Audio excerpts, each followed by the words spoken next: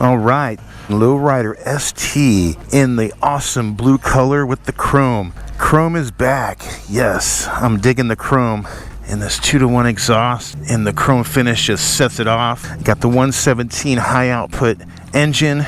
Got the new timing cover. Kind of looks like the VVT, variable valve timing cover, that they have from the CVOs, but this doesn't have VVT technology built into it. 6-speed transmission. Part of the new package this year is the 6-axis IMU, which brings a lot of electronics to the package for the bike, which includes TPMS, tire pressure management system. So if you have a valve stem that has that 90-degree angle, that's what that means. All right, I am 6 foot tall with a 32-inch inseam, and my Indy Ridge boots are flat on the ground, and I got a nice generous knee bend. This is gonna fit a very wide assortment of riders in height, from 5'5", 5'6", all the way up to over 6 foot. And with 6 foot tall, there's only one drawback, and we'll get into that after we get moving. But right now, let's just see what we got going on. Of course, I click that right there, and it brings up the new gauge. We have a new gauge for the Lowrider ST. Previously, if you get a ST, you're going to have this little gauge that was built right into the clamp there, and now we have this gauge. So when I was contemplating buying this motorcycle back in 2022, I'm like, oh, they need to give me the S gauge and stick the S gauge here, and that's exactly what they've done. So it's fantastic. But this year, all the Softails, they have all these new technological advancements with the 6-axis IMU. So that's going to give us some rider modes. So we got rain, we have road, and we have sport. So we're going to start out in road mode. And then we have our lights up here. Got their flash to pass, high beam, low beam, cruise control, which every Softail has now, which is fantastic. And then we got our TPMS, which tells us our tire pressure in the front and the rear. Total mileage, trip 1, trip 2, or trip A, trip B. And then we have a remaining, before we need to fill up at the gas tank, 129, and then clock, and then our RPM. We're in neutral. Good, fire it up. Nice. You can tell it's Milwaukee. It's got that good, and boom, it hits. But not as loud as the touring bikes. The Road King, Street Glide Road Guide does it a little bit louder. Not sure why. Got these cool little wind deflectors right here that help with wind mitigation. The fairing is mounted to the frame. So you move your forks, the fairing does not move with you. So it's very much like the Road Glide. Get that confirmed clank into first. And it's low speed maneuvers.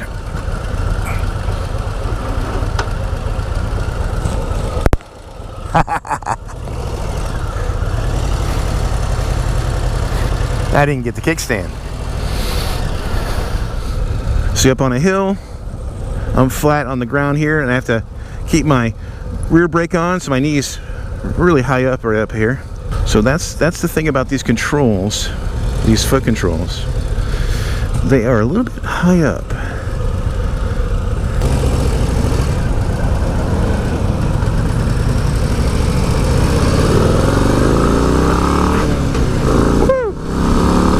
Second gear, 65, third gear, 75, 80.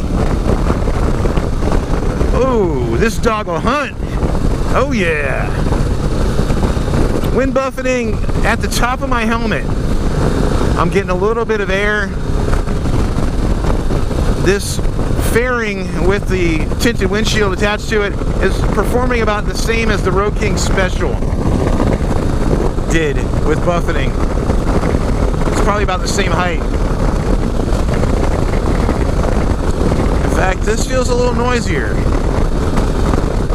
So if it was me, you're a taller guy, you're gonna have to increase your little windscreen there in height for sure if you want to get rid of buffeting on some of your helmet situations. I got my back heel on the foot pegs.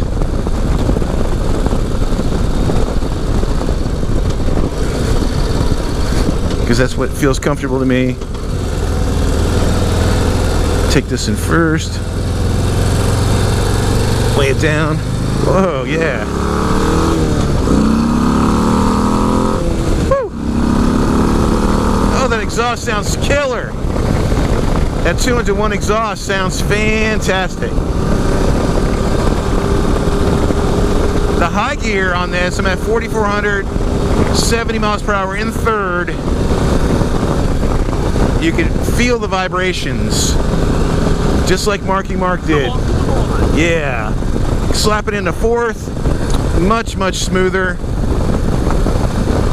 and it gives you that chill sensation. So if you want it vibey, old school, rev it out. If you want to chill, put it in the higher gear. You go to the mid 3000s rather than pushing 4,000 RPM. So you've decided that, hey, I want a Softail. I like it, just a little bit lighter than the touring full baggers, the road glide and street glides. Rear brake, very responsive. So you're thinking, okay, maybe I'll get the ST because there's a fairing involved. And we get this nice tinted windshield attached to the fairing.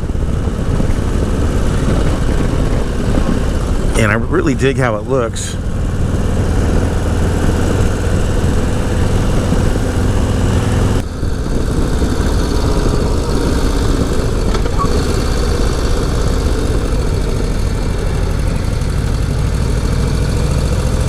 Oh, it turns like butter. But then you turn that handle, it's like it throws you back in the seat a little bit. Now the stock seat, it kind of cups you like a catcher's mitt. So it's like, you know, it's holding your butt like a cradle. It's not a saddleman step-up seat or a Lapera equivalent. I forget the name of it, but it'll hold you in. But you're gonna pull your wrist off the throttle just a little bit because you're afraid you're gonna fall off the bike. And I love that feeling. But if I was to get the Lowrider ST, I would definitely get one of those step-up seats that locks you in. Not sure what that would do with your foot positioning, as some of that has a little bit of say in that, depending on how long your legs are.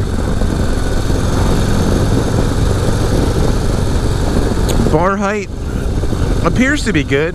It appears to be this is like a 4 to 6 inch rise. I'm not sure which, but if I want to not have an elbow bend and sit upright, I can do that. And then if I lean forward just a little bit into like my natural riding position that I feel I'd have with this motorcycle, I have a slight elbow bend.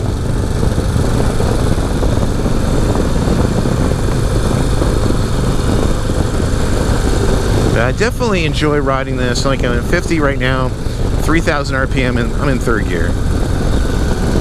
I could go up into fourth. It smooths out, but I like how it sounds in third. And the shifts are very, very smooth, effortless with the foot controls. And they confirm clank. They give you that confirmed clank up, down, no matter what you're doing, which I like. I like knowing that I just went into the gear that I went into. I like the gauge in my face. I can see that I'm in third gear. Like with the Road King Special, my Heritage that I own, you know, I gotta look down. I have a full face helmet, so my chin kind of gets in the way, and I gotta bury my chin into my vest or my jacket. With this, I can just look right there, and within half a millisecond, I can look back on the road. It's really no big deal. That's the way I prefer to have gauges. Mirrors, not too vibey, not too bad at all. But I am seeing a little bit of my shoulder, but a lot more of the road than with some other models. And I probably would attribute that to the height of the riser. But yeah, the ST is And it's a really good bike. It's a really good bike. It's very responsive. I mean, you exactly tell it where you want it to go, and it's going to go. And I feel very comfortable with the contact patch on the ground. I mean, I'm getting the feeling of the tire when I'm up in the gear on a particular gear. Right now I'm in third, and I just feel connected to the road at 2600 RPM, which is fantastic.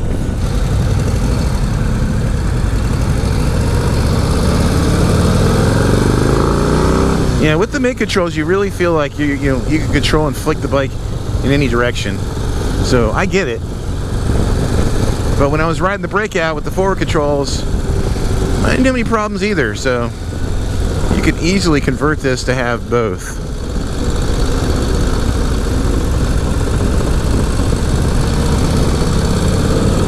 Let's boogie.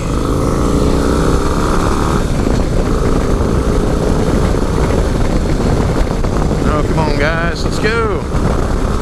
Third gear, 75. Third gear's tall. Come on over, buddy. Slap it in the fourth.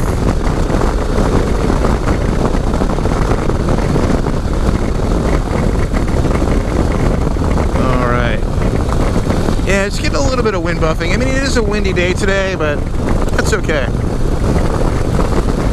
But I definitely can see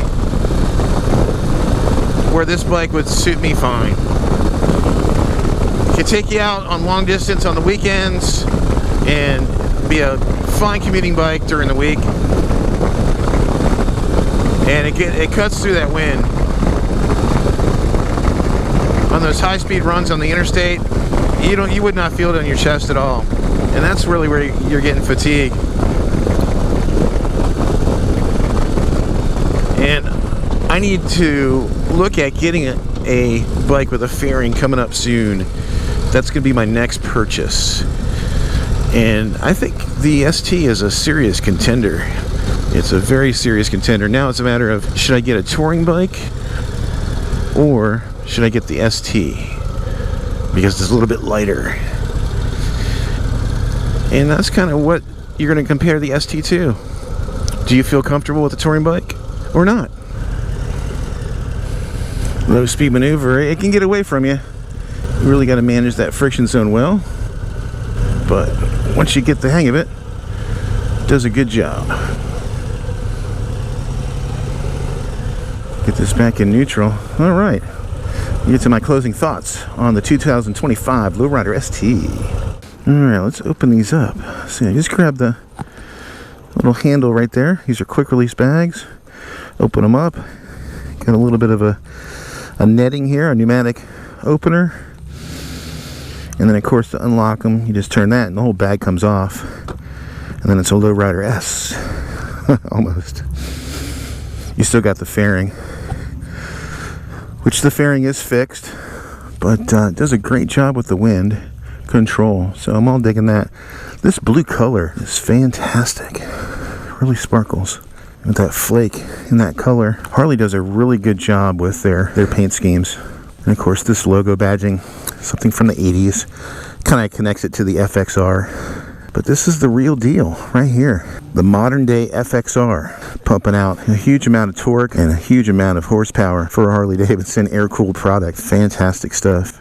Harley Davidson's 2025 Lowrider ST is a blend of the classic Harley Davidson cruiser style from the 1980s with a modern performance-focused attitude. The heart of this beast is the new Milwaukee 8 117 high-output engine, delivering a pavement-shaking 128 pound-feet of torque. It's built for those who want raw, refined power right at their fingertips. With its onboard high-output cam, Harley engineers tuned the Lowrider ST to be ridden hard. The inverted wide front forks and a tall rear monoshock give it an aggressive stance and exceptional handling on twisty roads. The iconic FXRT inspired fairing isn't just for looks, it's aerodynamically tuned for a stable ride, and the sleek and symmetrical saddlebags give you plenty of storage without sacrificing style. The bike is packed with tech too. Standard features include multiple ride modes, cornering and enhanced ABS and traction control, and a new digital instrument display. It's the perfect mix of performance and modern-day rider safety. Available in chrome or blacked out engine and accessory dress from the factory, with MSRP coming in at around $25,000. The 2025 Harley Davidson Lowrider ST is for the rider who wants a true performance sport touring cruiser. Do you go with this? Or do you go with something like this? Both has 117. Get the bigger fairing.